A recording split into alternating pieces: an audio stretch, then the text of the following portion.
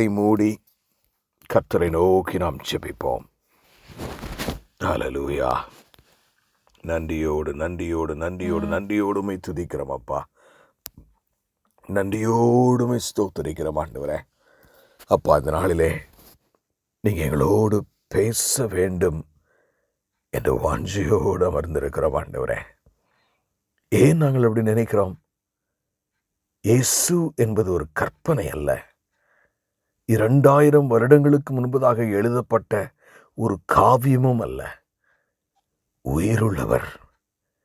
இன்றைக்கும் நீர் எங்களோடு பேசுகிறீரப்பா. நாங்கள் சோர்ந்து போகும் பொழுது, நாங்கள் கவலைகளில் வாடி நிற்கும் பொழுது, எனக்கு யாருமே இல்லையே, நான் என்ன செய்வேன் என்று நினைக்கும் பொழுதெல்லாம் நீர் எங்களோடு இருக்கிற கர்த்தரப்பா. வேதம் சொல்லுகிறது, உம்மை அறிவதே மெய்ச்சுவாதீனம். ஆகவே நீர் எங்களுக்கு சில வேதத்தை எழுதி கொடுத்துருக்கிறீங்கப்பா. நாங்கள் கீழ்ப்படிவோம் என்று நினைத்தும், எங்களுடைய ஞானத்திற்காகவும் எங்களுடைய விவேகத்திற்காகவும் எங்களுடைய புத்தி கூர்மைக்காகவும் ஆண்டவரே நீர் எங்களுக்கு வேதத்தை எழுதி கொடுத்திருக்கிறீரப்பா. அதை நாங்கள் இந்த வேளையிலே அதை சுருக்கமாக தியானிக்கும் பொழுது நீர் எங்களோடு கூட இருக்கும்படியாய் ஜெபிக்கிறோம். இந்த நாளில் எங்களோடு பேசும். ஒருவரை கூட விட்டுவிட வேண்டாம் அப்பா. எல்லாரோடு நீர் பேசும்படியாக எதிர்பார்க்கிறோம். ஆசீர்வதியும். மீட்பெரும் இரட்சகருமாகிய இயேசு கிறிஸ்துவின் மூலம் ஜெபம் கேளும் எங்கள் ஜீவனுள்ள நல்ல பிதாவே, ஆமேன். எனக்கு அருமையானவர்களே, நாம் ஒரு காரியத்தை நம்ம மண்டே வந்தால் ஒரு காரியத்தை நாம் தொடர்ந்து தியானிக்கிறோம். வேதத்தின்படி நாம் விட்டு விலக வேண்டியவைகள். ஹல்லேலூயா. The things that we need to leave according to the scriptures. Amen. That we ought to leave. இதற்கு நம்ம மூல வசனமாக ஒரு வசனத்தை நாம் தியானிப்பது உண்டு. அது எபேசியரின் புஸ்தகம் 4 அதிகாரம் 14 வசனம். எபேசியர் 4 அதிகாரம் 14 வசனம்.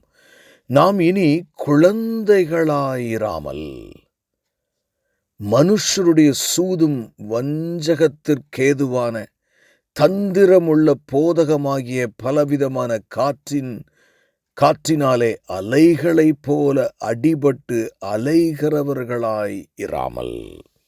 நீங்கள் எப்படி இருக்கணுமா? ஆமேன். குழந்தை மாதிரி பேசினதெல்லாம் நம்பிக்கிட்டு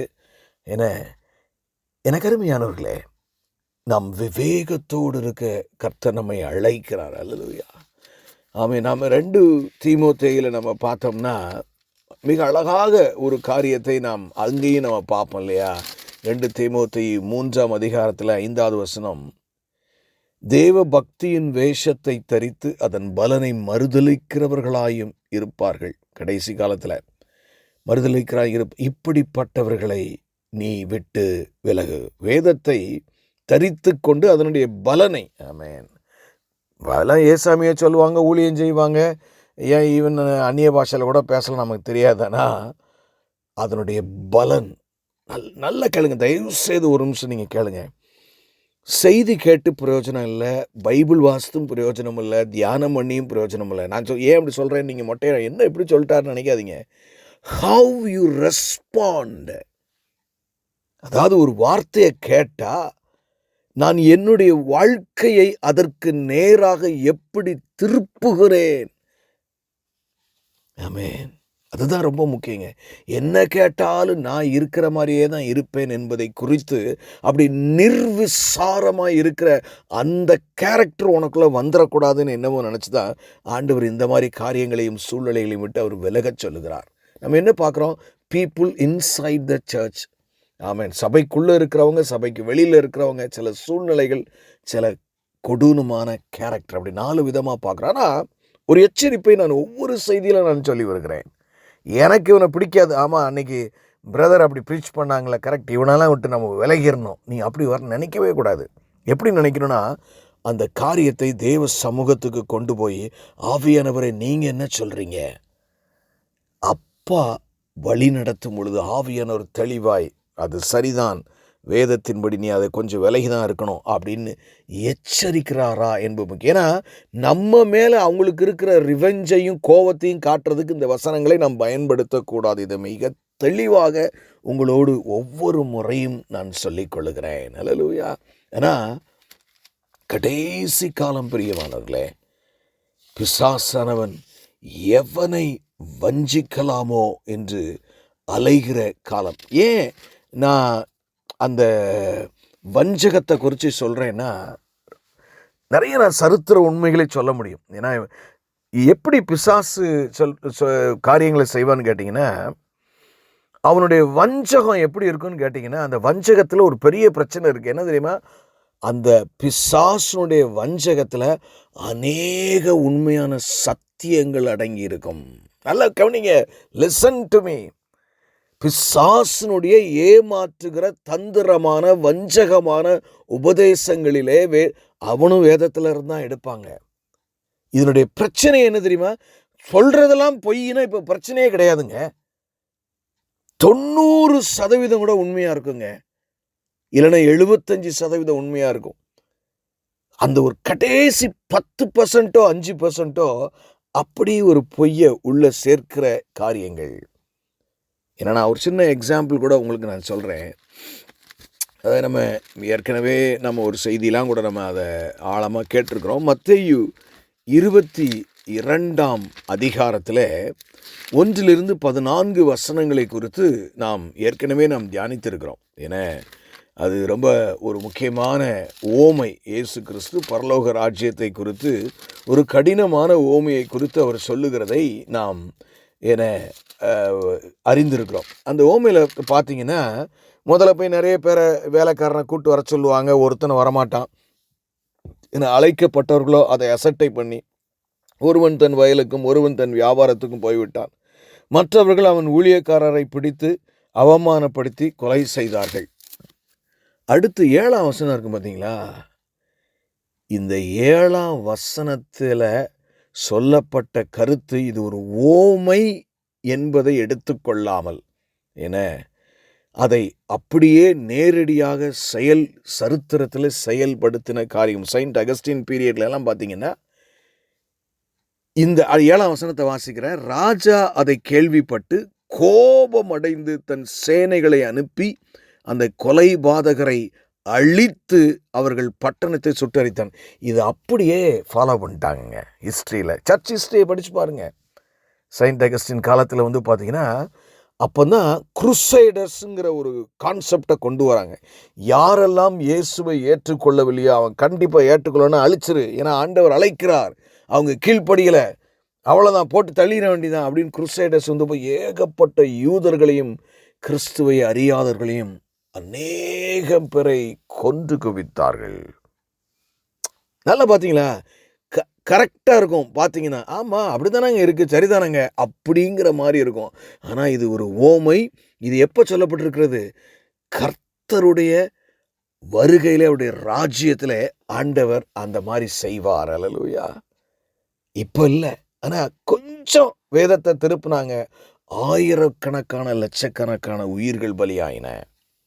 சத்துரு என்னைக்குமே அப்படி தான் இருப்போம். அதனால தான் நம்ம இந்த வேத வசனங்களை புரட்டுகிறவர்கள் விஷயத்தில் பார்த்திங்கன்னா ரொம்ப கவனமாக நாம் இருக்க வேண்டும், மிக கவனமாக இருக்க வேண்டும். இன்றைக்கு நாம் சில காரியங்களை தியானிப்போம். ஏன்னா இது ரொம்ப முக்கியமான ஒரு பிரசங்கம். ஏற்கனவே நம்ம 4 செய்திகளை இதில் கேட்டிருக்கிறோம். இன்றைக்கு 5வது செய்தியாக நாம் இதை மையப்படுத்தி பார்க்க போகிறோம். இப்பொழுது இன்றைக்கி நம்ம எந்த காரியத்தை பார்க்க போகிறோம் என்று சொன்னால், 2 தீமோத்தேயுவுக்கு நேராய் நாம் கடந்து செல்வோம். 2 தீமோத்தேயு 2ஆம் அதிகாரம். 2 தீமோத்தேயு 2ஆம் அதிகாரம் 23ஆம் வசனம். 2 தீமோத்தேயு 2ஆம் அதிகாரம் 23ஆம் வசனம். புத்தியினமும் அயோக்கியத்துவமான தர்க்கங்களை என புத்தியினமும் அயோக்தமான தர்க்கங்களையும் சண்டைகளையும் பிறப்பிக்கும் என்று அறிந்து அவைகளுக்கு விலகிரு. அதாவது தர்க்கங்கள் புத்தியீனமான என, அதே புத்தியீனமும் தர்க்கங்கள் சண்டைகளை பிறப்பிக்கும். அதனால தேவையில்லாத தர்க்கங்கள் பண்ணக்கூடிய சூழ்நிலைகள் அது சபைக்கு வெளியே இருக்கலாம், சபைக்கு உள்ள இருக்கலாம். என எந்த வேலை பார்க்கிற இடத்துல இருக்கலாம், படிக்கிற இடத்துல இருக்கலாம். இந்த மாதிரி அது தர்க்கங்களையும் சண்டைகளையும் உண்டு பண்ற இடத்துல நம்ம என்ன செய்யணுமா, நீ விலகிருன்னு ஆண்டவர் சொல்றாரு. அல்லேலூயா, ஆமென். நிறைய நேரங்கள் ஏன் எங்கேயோ போகணுமே, இந்த தர்க்கங்களை நம்ம கணவன் மனைவிக்கு இடையிலே தர்க்கம் வரும்போதே, நீ யாருடி என்னைய சொல்றதுக்கு, நீ யாரு என்னைய சொல்றதுக்குன்னு சொல்லி கிறிஸ்தவ குடும்பங்களிலே கணவன் மனைவி இல்லைன்னா பார்த்தீங்கன்னா ஒரு கல்யாண வீட்டில் சொந்தக்காரனோட அண்ணன் தம்பியோட, நீ பெரிய இவனோ அந்த சொத்துல நீ என்ன செய்ய எனக்கு தெரியாது, வாய்க்கு வந்தபடியெல்லாம் பேசுகிற ஒரு அனுபவத்தை இன்றைக்கு பார்க்கிறோம். எனக்கு அருமையானவர்களே, வேதம் அப்படிப்பட்ட சூழ்நிலை குறித்து நம்ம எச்சரிக்கிறது. என் பிள்ளைகளே, நீங்க அப்படி இருக்கக்கூடாது.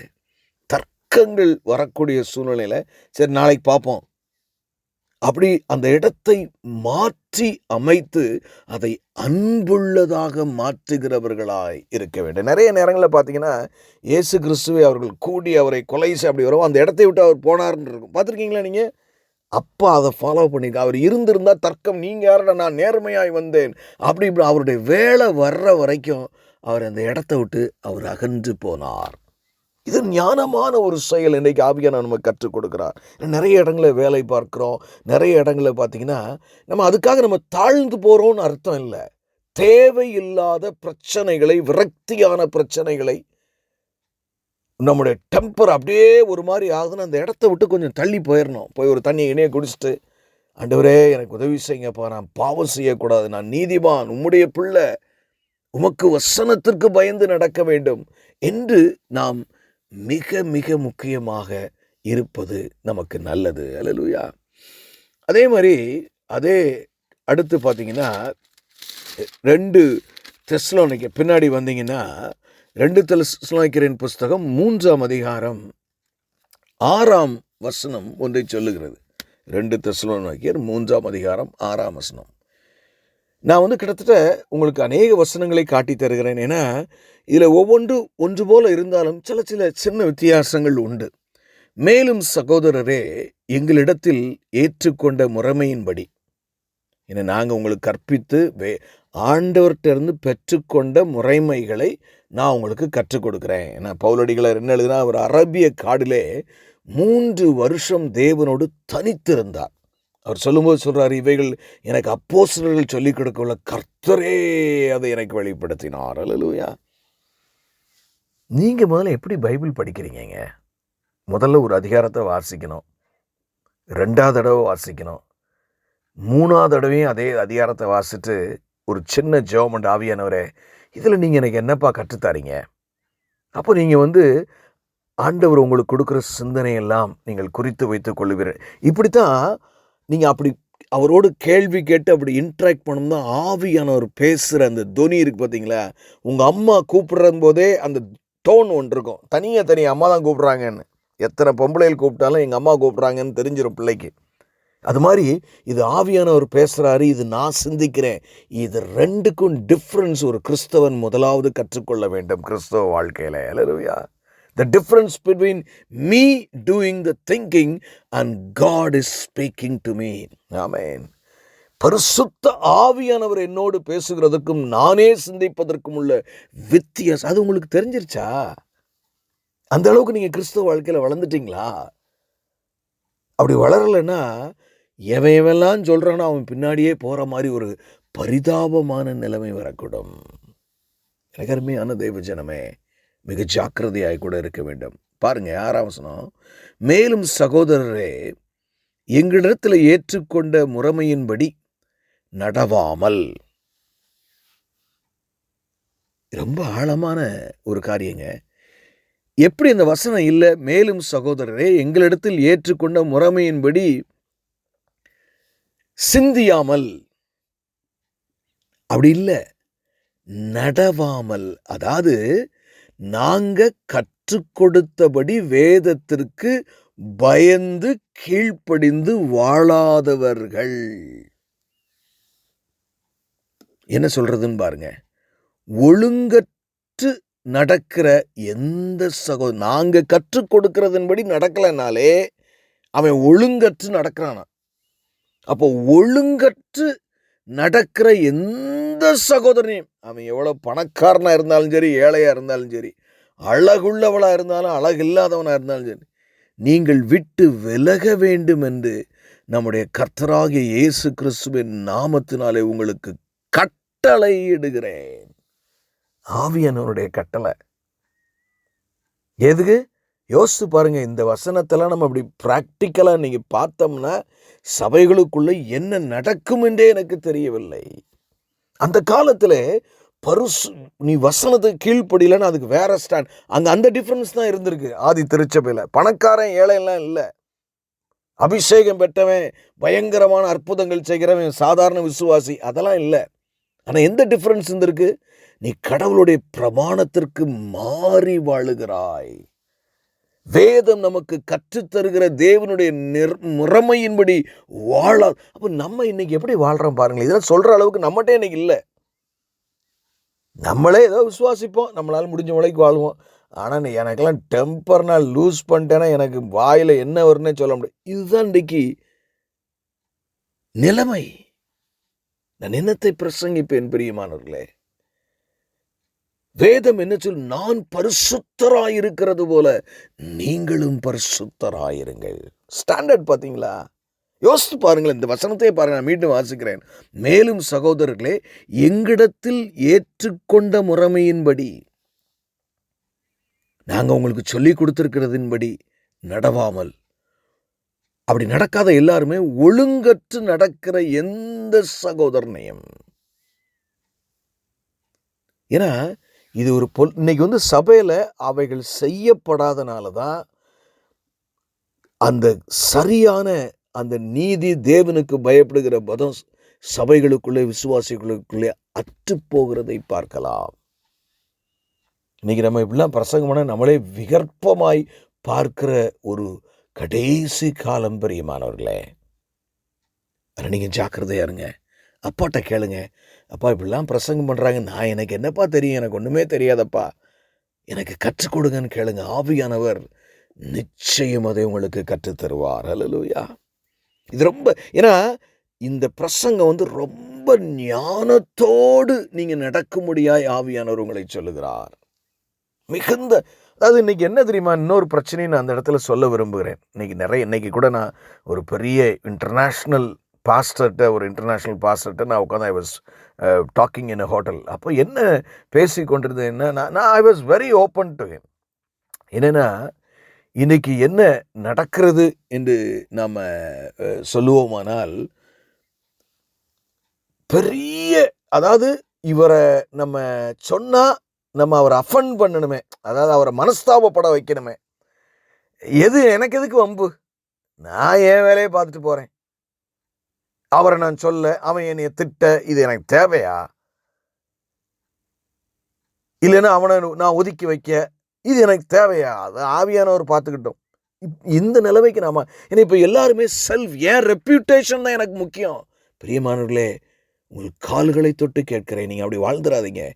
என்னை குறித்து என் தகப்பனாகிய இயேசு என்ன நினைப்பார் என்றே நீங்கள் வாழ வேண்டும்.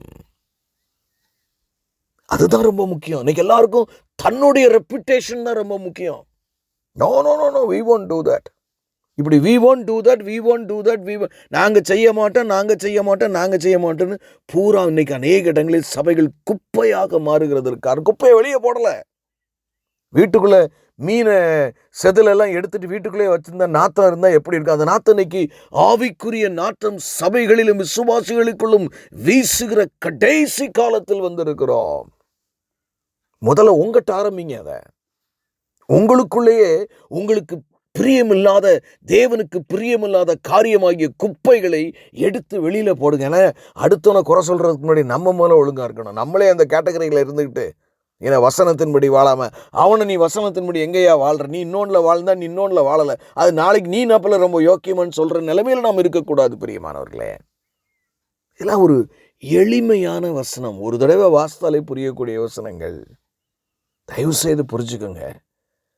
அப்பாவினுடைய வருகை மிக சமீபம்.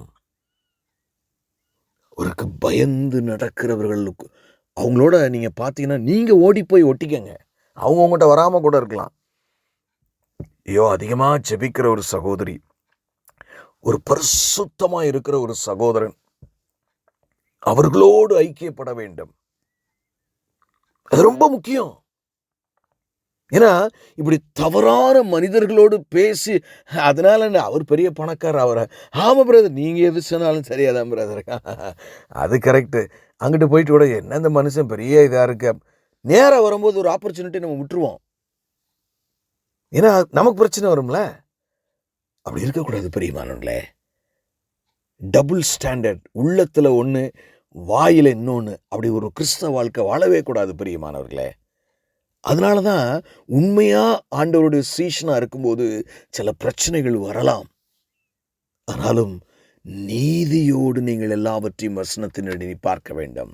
போகட்டும்.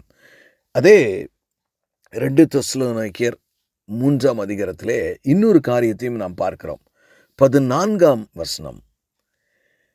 மேலும் இந்த நிருபத்தில் சொல்லிய எங்கள் வசனத்துக்கு ஒருவன் கீழ்ப்படியாமற் போனால், அல்லேலூயா, ஒரு சின்ன ட்விஸ்ட் தான். Amen, amen. Much of a difference is not there. இங்கே வசனத்துக்குனே வருது. ஒருவன் கீழ்ப்படியாமற் போனால் அவனை குறித்து கொண்டு, அப்போ எப்படி வாட்ச் பண்ண சொல்லுதுன்னு மட்டும் பாருங்க. அல்லேலூயா. ஆனால் யாரையாவது குறை சொல்லணுங்கிறதுக்காக அல்ல. நீங்கள் முதல்ல எல்லாரையும் அன்புல சத்தியத்தை சொல்லி அதை கடிந்து கொண்டு சொல்றதுக்கு முன்னாடி அன்போடு சொல்றது ஒரு அர்த்தமுள்ளதாக கூட ஒருவேளை இருக்கக்கூடும்.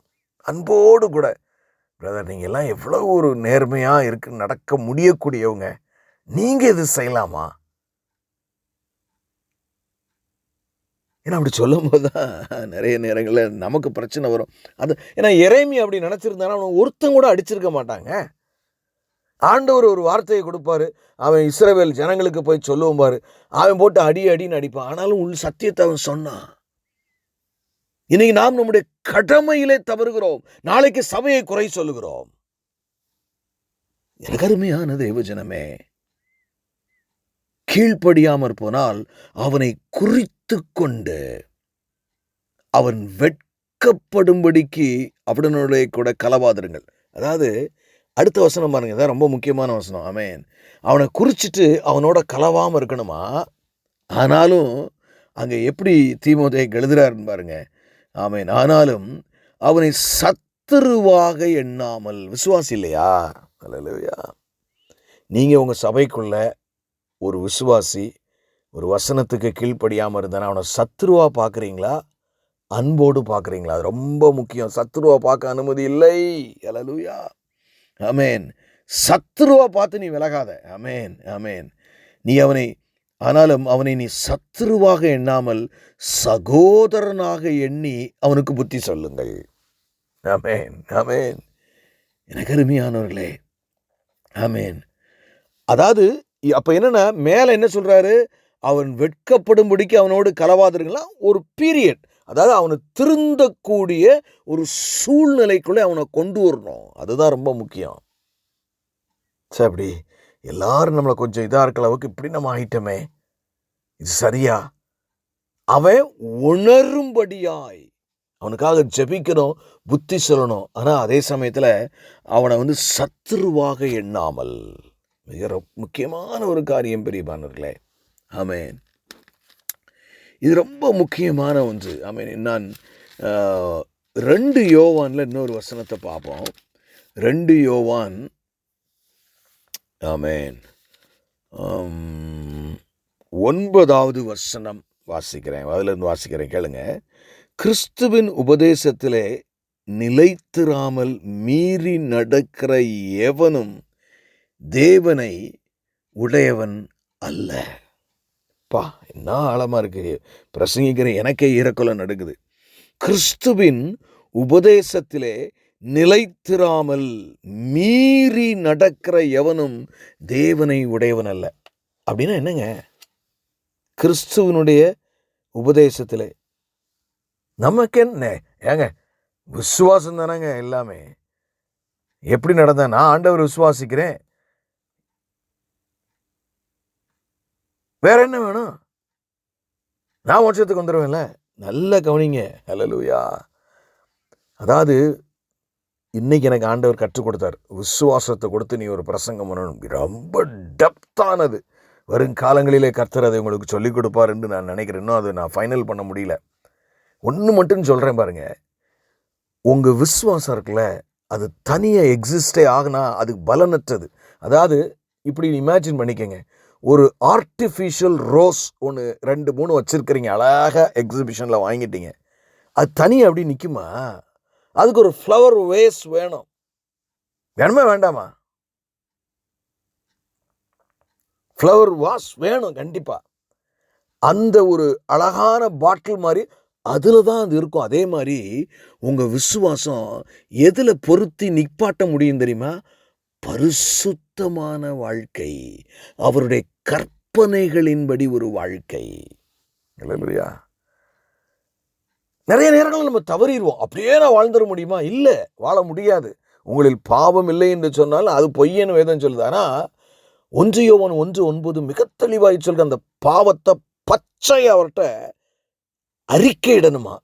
அப்போ அவர் நம்மளை மன்னித்து எல்லா அநியாயத்துக்கு, அப்படி மன்னிப்பு கேட்ட உடனே அந்த பாவத்தை நம்ம நிப்பாட்டணும். You should be sorry enough to stop.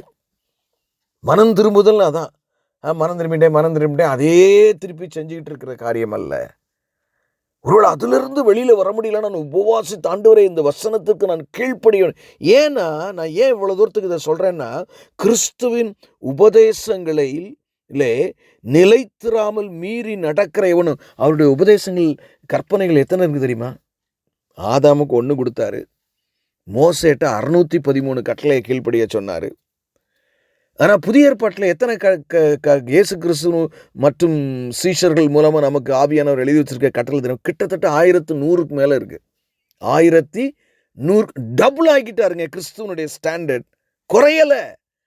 ஆனால் பழைய ஏற்பாட்டுக்கும் இப்போவுக்கும் என்ன வித்தியாசம் தெரியுமா? அன்னைக்கு அவங்க தான் கஷ்டப்பட்டு எப்படியாவது அந்த 613 சட்டத்தையும் கீழ்ப்படியணும். ஆனால் இப்போ ஆவியானவர் துணை செய்வார். ஆனால் கீழ்ப்படுகிறது முக்கியம். நிறைய பேருக்கு அது புரியல.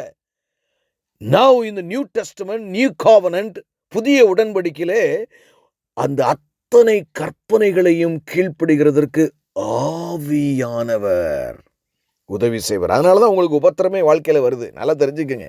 ஆமேன். That's a deeper study. We will see it in some other time. அப்போ கிறிஸ்துவின் உபதேசத்திலே நிலைத்திராமல் மீறி நடக்கிற எவனும் தேவனுடையவன் அல்ல. இவன் எப்படிங்க ஒரு மோட்சத்துக்கு வருவான்? அல்லேலூயா. எனக்கு அருமையான தேவஜனமே, நான் ஆழமாக ஏன்னா இன்னொரு சப்ஜெக்ட் நான் இப்போ டச் பண்ணிட்டேன்னு இன்னும் 1 மணி நேரம் நான் பேச வேண்டியதாயிரும். கிறிஸ்துவின் உபதேசத்தில் நிலைத்திருக்கிறவனே, கிறிஸ்துவின் உபதேசத்தில் நிலைத்திருக்கிறவளே, கிறிஸ்துவின் உபதேசத்தில் நிலைத்திருக்கிறவனே பிதாவையும் குமாரனையும் உடையவன். பச்சையாக உங்கள்கிட்ட கேட்குறேன், நான் என்னையும் கேட்டுக்கிறேன், நீங்கள் நிலைச்சிருக்கிறீங்களா? முதல்ல அந்த கற்பனை தான் என்னன்னு என்னைக்கா தேடி வாசித்திருக்கீங்களா? It's a serious thing. பிரியமானவர்கள், நீங்கள் மோட்சத்துக்கு போகிறோம் நானும் நீங்களும் நம்ம நினச்சிக்கிட்டு இருக்கோம். வசனம் சொல்லுது நீ என்னுடையவனே அல்லங்குது. It's not easy.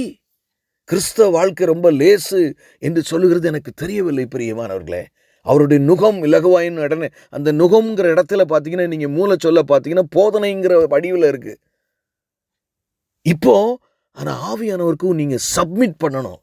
ஆவியானவர் ஒன்று சொன்னார்னா, சரியப்பா நான் விட்டுறேன்ப்பா, நான் செய்ய மாட்டேன்ப்பா இனிமே. அதாவது பாவம் சில சமயத்தில் நம்ம செஞ்சுருவோம். ஆனால் பாவத்தில் நிலைத்திருக்கிறவர்களை கண்டால், சரி நமக்கு நேரம் இல்லை பார்ப்போம். ஒருவன் உங்களிடத்தில் வந்து இந்த உபதேசத்தை கொண்டு வராமல் இருந்தால், எந்த உபதேசத்தை? இயேசு கிறிஸ்துனுடைய உபதேசத்திலே நிலைத்திராமல், ஆமென், அவன் கடவுளுடையவன் அல்ல என்று சொல்லாமல் அவனும் கடவுளுடையவனே. உனக்கு விசுவாசம் இருந்தால் போதும், நீ என்ன வேணாலும் பண்ணலாம். அதாவது ஒன்ஸ் சேவ்டு இஸ் ஆல்வேஸ் சேவ்டுன்னு சொல்லுவாங்க.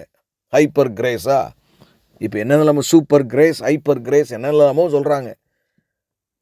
It doesn't work. பைபிள் அதை சொல்லவில்லை பிரியமானவர்களே. முடிவு பரியந்து நிலை நிற்பவனே ரட்சிக்கப்படுவான். பாருங்க, உபதேசத்தை கொண்டு வராமல் இருந்தால் அவனை உங்கள் வீட்டிலே ஏற்றுக்கொள்ளாமலும், அவருடைய கற்பனைகளின்படி உங்கள் வீட்டுக்கு யார் வரா? விசுவாசித்துன்னு வர்றவன் எப்படிலாம் வசனம் இருக்குன்னு பாருங்க. நம்ம எங்க வந்துட்டோம்னு பாருங்க. அவனை உங்கள் வீட்டிலே ஏற்றுக்கொள்ளாமலும் அவனுக்கு வாழ்த்துதல் சொல்லாமலும் இருங்கள். ஏன்னா அவன் கற்பனைகளின்படி ஆவியானவன் சத்தத்துக்கு செவி கொடுக்காதவன். கிரீட் கூட பண்ணாத அவனுக்கு வாழ்த்துதல் சொல்லுகிறவன் அவனுடைய துர்க்கிரியைகளுக்கும் பங்குள்ளவனாய் இருக்கிறான். அவனுடைய துர்க்கிரியை, அவன் ஏசாமியனுடைய உபதேசத்தில் நிலைத்திராதவனா. ஆமென். கிறிஸ்துவின் உபதேசத்தில் நிலைத்திராதவன். நீ அவனை கிரீட் பண்ணி, hello brother, how are you, so nice, sorry அப்படின்னு கிரீட் பண்ணா அவன் பாவத்திலையும் அவனுடைய கீழ்ப்பு உனக்கு பங்கு இருக்குங்கிறார் ஆண்டவர்.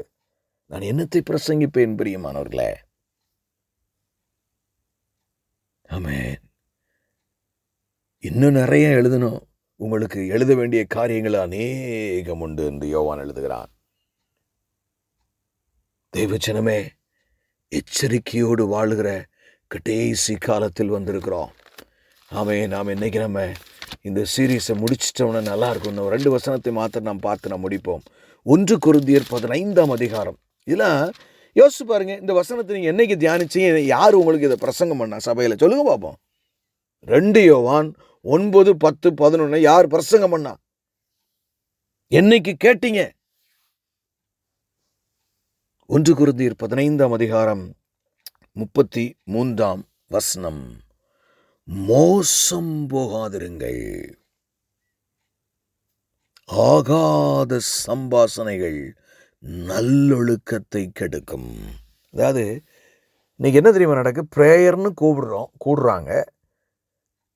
என்ன கூடிட்டு அந்த ப்ரேயர் 1 மணி நேரமோ 1.5 மணி நேரத்தில் முடிஞ்ச பிறகு பார்த்தீங்கன்னா சாப்பாடு அது இது 2.5 மணி நேரம் கதை அடிச்சு. அவ்வளோ தெரியுமா? அந்த ஊழியக்காரனை கழிப்பில் இந்த யூடியூப்ல நான் இதை பார்த்தேன். நீ அதை ஒரு அயோக்கியம் அவன்கிட்ட அத்தனை ஆகாத சம்பாஷணை.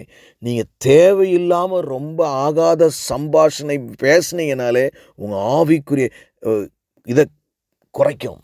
இப்போ கூட நான் ஆஸ்திரேலியாவில் ஒரு இடத்துல இருக்கும்போது ஆண்டவர் சொல்கிறாரு, முடிச்சிட்டல பிரசங்கத்தை, ரொம்ப கான்வர்சேஷன் ஓவராக போது இடத்த காலி பண்ணுங்கிற, உன் அபிஷேகத்தை இழந்துடாதங்கிறாரு. உங்களுக்கு அபிஷேகத்தை இழக்கிறத பற்றி நம்ம கவலையே இல்லை. எங்க சொத்தை தாங்க இழக்கக்கூடாது, சுகத்தை தாங்க இழக்கக்கூடாது, நட்பை தாங்க இழக்கக்கூடாது, பொண்டாட்டி பிள்ளையத்தாங்க இழக்கக்கூடாது. அபிஷேகத்தை இழந்துட்டா தான் என்ன? இன்னைக்கு நம்ம நல்ல அதெல்லாம் நமக்கு இப்போ முக்கியமாகவே இல்லை பிரியமானவர்களே. நான் சொல்லுகிறேன் என்று வருத்தப்படாதிருங்கள். நல்லொழுக்கத்தை கெடுக்கும். ஆமென். அதே 1 கொரிந்தியர் 10ஆம் அதிகாரம் 14ஆம் வசனத்தில் நிறைய இருக்குங்க. பைபிளில் ஏகப்பட்டது இருக்குங்க. 1 கொரிந்தியர் 10ஆம் அதிகாரம் 14ஆம் வசனம். ஆகையால் எனக்கு பிரியமானவர்களே, விக்கிரக ஆராதனைக்கு விலகி ஓடுங்கள். ஏதாவது விபச்சாரத்திற்கும் வேசித்தனத்துக்கும் விலகி ஓடுங்கள். விக்கிர ஆராதனை என்ன? நிறைய பேர் உடனே நினைக்கிறது சிலையை வச்சு. கொரிந்திய சபைக்குள்ளே என்னங்க விக்கிரம் இருக்கும்? ஒரு சிலர் அந்த பேக்ரவுண்டை நீங்கள் படித்து பார்த்தீங்கன்னா அப்படி ஒரு டெம்ப்டேஷனை சுற்றி வர எல்லாம் விக்கிர ஆராதனை இருந்தனால எழுதுறாரு. ஆனால் இன்றைய காலத்தில் அதை இன்டர்பிரட் பண்ணணும்னா, இயேசுவை விட உங்கள் வாழ்க்கையில் வேற எதையாயிலும் முக்கியப்படுத்தினீங்கன்னா அதுதான் உங்கள் விக்கிரகம்.